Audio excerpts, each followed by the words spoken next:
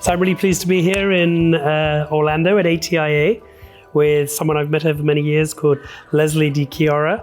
And she's an expert on assistive technology, and we're going to ask her a few questions. So Leslie, what do you do in assistive technology? So I am an assistive technology specialist in a K-6 public elementary school district, and as well as an instructional specialist as well in the district.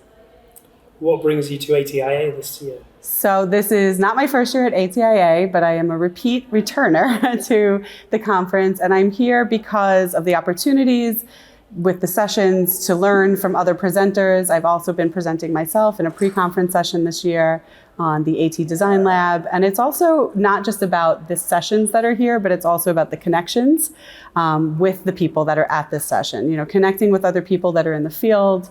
Oftentimes we find ourselves working in a silo in the assistive technology field, that we're somewhat isolated, and being in a conference like this allows us to connect with people who are in the same field and maybe experiencing the same, roadblocks or barriers that we're feeling, or, also have the same solutions or same excitement. So it's great to connect with other people. Why do you think AT is important? I think that there's a lot of aspects to assistive technology that are important, but I think at the forefront, it's about removing barriers for students or adults who need access to materials. I work, like I said, in an elementary school district, and it's important for my students to be able to access the materials the same way as their peers. And the assistive technology really provides a means for them to be able to do that. What excites you about the future of assistive technology? I would say, I think that it's the unknown. That's probably the most exciting. Technology is an ever-changing field. It's always evolving. There's always new and exciting technologies that are coming. And I think the possibilities of what is going to be available for assistive technology users is probably the most exciting for me. How do you use AT? So I personally use assistive technology as an everyday means.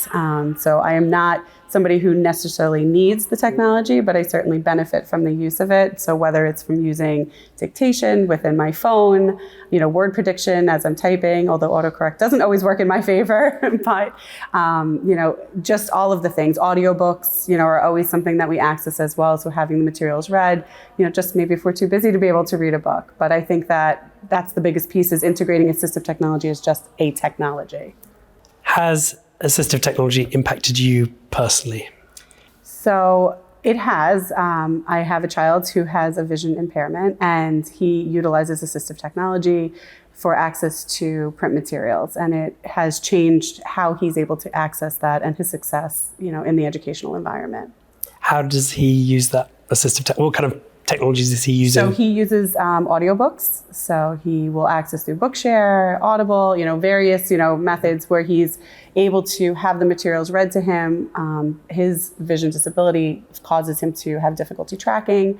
And so the ability to be able to enlarge print, to have the print tracked on a screen, has made what has become something that he was avoiding and not wanting to read, and feeling unsuccessful about himself as a learner. The assistive technology has changed that for him, where he realizes that this isn't something that he is not capable of doing. We just needed to remove the barriers that prevented him from getting to that point to be able to do it. How does the eye tracking work? How does it? It's pretty impressive. Once we're able to increase margins and increase spacing between lines, and have the color contrast for him and all of those things, and have the materials read to him, his auditory comprehension is really phenomenal, and it's exceptional. And so he's working on his strengths as a learner. And I think in all things in life, don't we all want to work off of our strengths and do, the things that work best for us?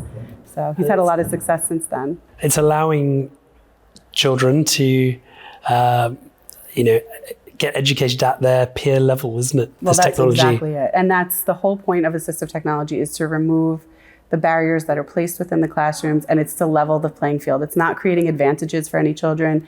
You hear so many times about, how audiobooks are, cheating.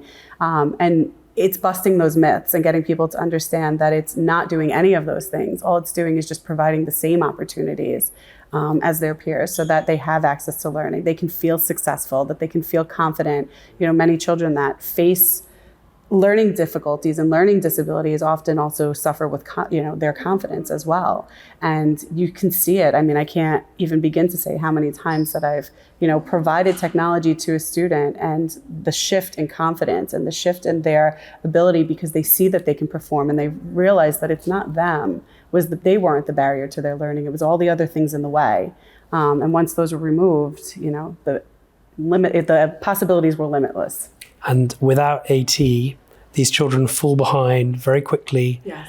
And get behind in class, get behind in their test results. Yes. And suddenly it's a slippery slope. It is. And they don't get the grades, and they don't achieve the outcomes they should in life. So yeah, absolutely. So, I mean, that's the ultimate goal for all of us. Is there anything else you'd like to add about?